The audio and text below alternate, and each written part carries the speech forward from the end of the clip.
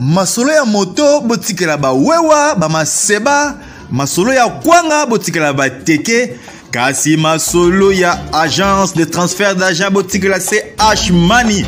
Ndeko papa, ndeko mama, yo oyo ozwami na mikili ya poto, olingi otindela famille na yo mbongo na Kinshasa, CH Money, agence de transfert d'argent ezawana pona ko servir bino.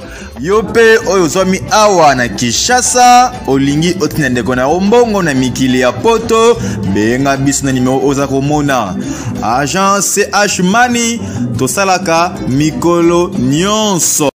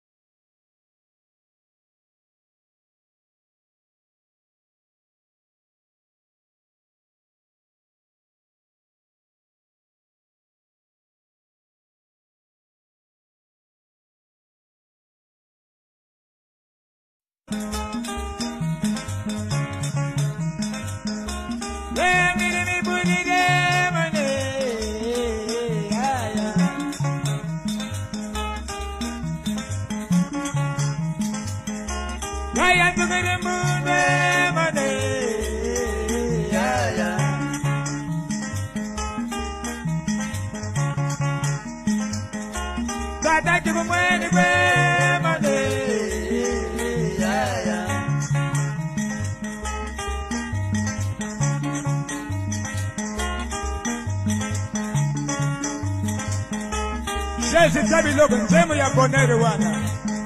Toko lela bonere taka tuzali viva.